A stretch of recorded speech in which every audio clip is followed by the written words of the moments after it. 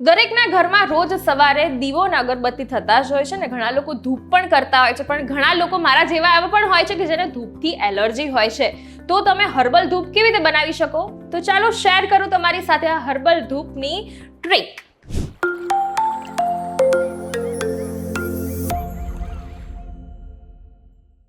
તો hello VTVGujarati.com પરથી હું છું બંશ્રીશા અને આજે તમારે ટ્રીક શીખવાની છે હર્બલ ધૂપ બનાવવાની. શું સામગ્રી જોઈશે? તો તમારે એના માટે જોઈશે કોઈ પણ 4 કે 5 સુગંધિત સુકાયેલા ફૂલો. ફૂલ સુકાઈ જાય પછી એ લઈ લેવાના છે. પછી લેવાનું છે ગુગળ, લોબાન, આ સાથે લેવાનું છે ચંદન પાવડર, કપૂર લેવાનો છે, મધ લેવાનું છે, દેશી ઘી લેવાનું છે અને તલનું તેલ લેવાનું છે. આ બધી સામગ્રીઓ લેવાની છે.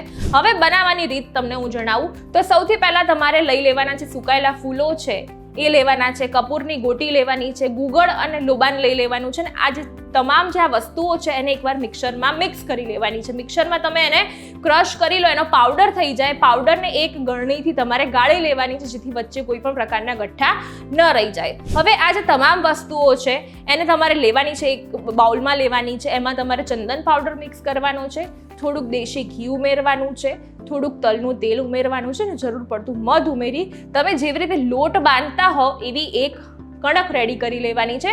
અને તમારે એકવાર ચેક કરી લેવાનું છે કે એમાંથી પ્રોપર શેપમાં ધૂપ કે પછી એ બને છે કે નહીં. તો આ તમારી કડક રેડી છે.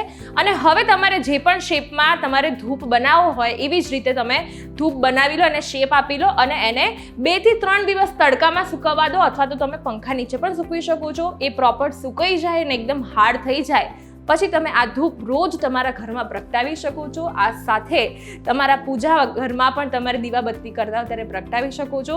એની અંદર ચંદનનો ઉપયોગ થયો છે, કપૂરનો ઉપયોગ થયો છે, લોબાન છે. આ બધી જ એકદમ પોઝિટિવ એનર્જી ક્રિએટ કરે એવી વસ્તુઓ છે. ઘરની નેગેટિવિટી દૂર કરી દેશે અને તમારા ઘરનું જે વાતાવરણ છે એકદમ પ્રફુલ્લિત કરી દેશે.